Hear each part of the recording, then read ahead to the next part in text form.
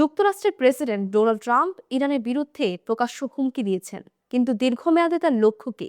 সংক্ষিপ্ত সংঘাত নাকি পুরো অঞ্চলে রাজনৈতিক পরিবর্তন? এ নিয়ে ধোঁয়াশা কাটছে না।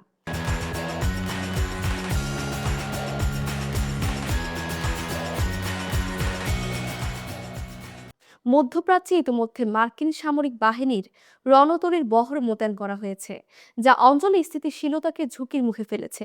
ট্রাম্পের হাতে এখন কয়েকটি বিকল্প রয়েছে।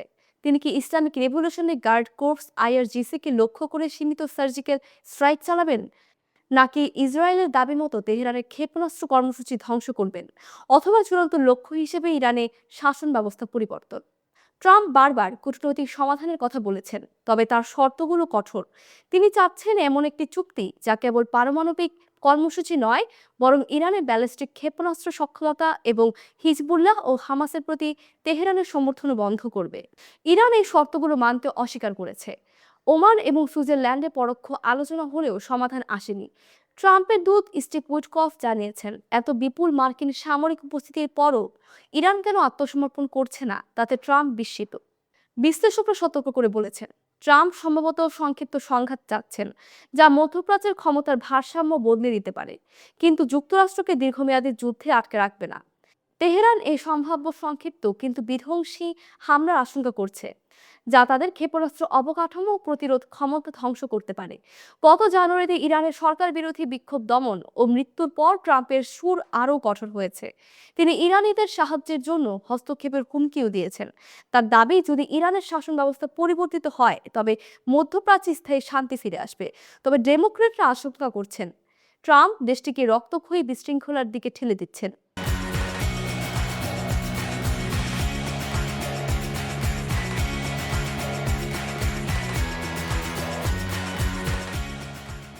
বর্তমানে যুক্তরাষ্ট্রের ১৩টি রণতরী মধ্যপ্রাচ্যে মোতায়েন। এর মধ্যে রয়েছে ইউএসএস আব্রাহাম লিঙ্কন, ৯টি ডেস্ট্রয়ার, ৩টি ফ্রিগেট এবং বিশ্বের বৃহত্তম রণতরী ইউএসএস জেরাল্ড ফোর্ড ভূমধ্যসাগরে প্রবেশ করেছে।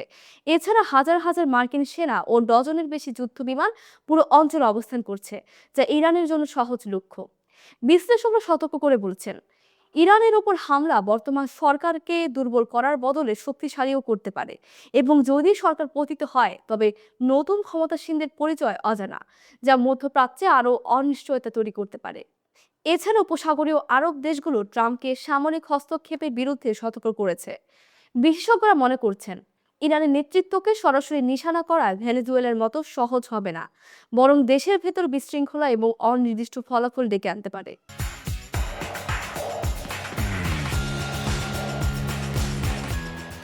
সর্বোপরি ট্রাম্পের লক্ষ্য সংক্ষিপ্ত সামরিক অভিযান নাকি ইরানের শাসন ব্যবস্থার পরিবর্তন, এটি নির্ধারণ করবে পুরো মধ্যপ্রাচ্যের ভবিষ্যৎ।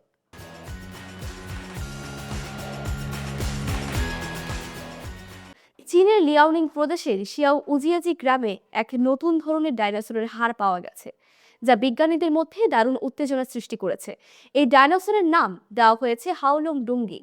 এটি প্রায় ১২,৫০,০০,০০০ বছর আগের আর্লি ক্রিটেশিয়াস যুগে পৃথিবীতে বসবাস করত। এই ডাইনোসরের বিশেষ বৈশিষ্ট্য হলো এর শরীরের জায়গায় ছোট ছোট ফাঁপা কাটা ছিল, যা দেখতে অনেকটা সজারুর কাঁটার মতো, এবং যা আগে কোনো ডাইনোসরের মধ্যে দেখা যায়নি। জীবাশ্মটি এত ভালোভাবে সংরক্ষিত যে বিজ্ঞানীরা এর কোষ পর্যন্ত দেখতে পেরেছেন। তারা এক্স রে স্ক্যান এবং অত্যন্ত পাতলা অংশ কেটে উচ্চ ক্ষমতার মাইক্রোস্কোপে পরীক্ষা করেছেন। পরীক্ষা শেষে নিশ্চিত হয়েছে এই কাঁটাগুলো হাড় নয়, বরং চামড়ার অংশ, যা সম্ভবত ডাইনোসরের রক্ষা এবং তাপ নিয়ন্ত্রণের কাজ করত। হাওলং ডোঙ্গি ছিল ইগুয়ানোডন্টিয়া গোষ্ঠীর সদস্য, যারা মূলত তৃণভোজী। এদের ঠোঁট চঞ্চুর মতো এবং পেছনের পা শক্তিশালী ছিল। ইগুয়ানোডন্টিয়া শব্দের অর্থ ইগুয়ানার দাঁত, কারণ এদের দাঁত আধুনিক ইগুয়ানার মতো। এই গোষ্ঠী প্রথম ১৮২২ সালে চিহ্নিত হয়েছিল। বিজ্ঞানীদের মতে হালুং ডোঙ্গির ফাঁপা কাঁটাগুলো শিকারীদের ভয় দেখাতে বা দূরে রাখতে সাহায্য করত। কিছু বিশেষজ্ঞ মনে করেন এই কাঁটাগুলো শরীরের তাপ নিয়ন্ত্রণ করত এবং আশপাশের নড়াচড়া বোঝাতেও সাহায্য করত। এছাড়া ছোট আকারের মাংসাশী শিকারীদের হাত থেকে রক্ষা পাওয়ার জন্য কাঁটা উপকারী হতে পারে। তবে এখনো পুরো বিষয়টা স্পষ্ট নয়, কারণ এটি অল্প বয়সী ডাইনোসর, তাই বড় হলে কাঁটা থাকতো কিনা তা জানা যায়নি। বিজ্ঞানীরা আশা করছেন আরও জীবাশ্ম পাওয়া গেলে এই রহস্য সমাধান পাওয়া যাবে। নতুন গবেষণা এবং জীবাশ্ম বিশ্লেষণ দিয়ে হাওলুং ডোঙ্গির জীবনধারা, খাদ্যাভ্যাস এবং শিকারে প্রতিরোধের কৌশল আরও ভালোভাবে বোঝা যাবে।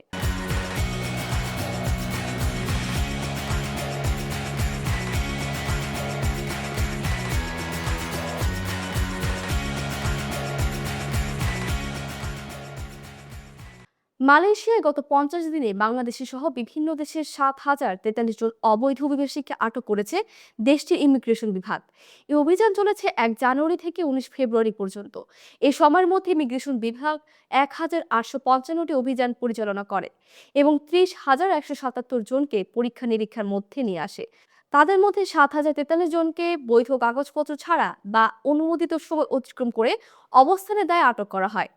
ইমিগ্রেশন বিভাগের উপমহাপরিচালক দাতুক লোকমান এফেন্দি রামলি বলেন, দেশের অভিবাসন আইন কঠোরভাবে বাস্তবায়নের জন্য আরও সমন্বিত ও লক্ষ্যভিত্তিক অভিযান চালানো হচ্ছে। যারা আইন লঙ্ঘন করছে তাদের বিরুদ্ধে কোনো আপোষ করা হবে না। আটককৃতদের মধ্যে রয়েছে Indonesia, Myanmar, Bangladesh, Philippines, Thailand, Pakistan, Bharat ও চীনের নাগরিক। অভিযানের মাধ্যমে মালয়েশিয়া নিরাপত্তা ও আইন শৃঙ্খলা রক্ষা করতে চায়। একই সঙ্গে জনগণকে বলা হয়েছে, অভিবাসন আইন লঙ্ঘনের বিষয়ে যদি সুনির্দিষ্ট তথ্য থাকে তা সংশ্লিষ্ট কর্তৃপক্ষকে জানাতে, যাতে ভবিষ্যতে অভিযান আরও কার্যকরভাবে চালানো যায়।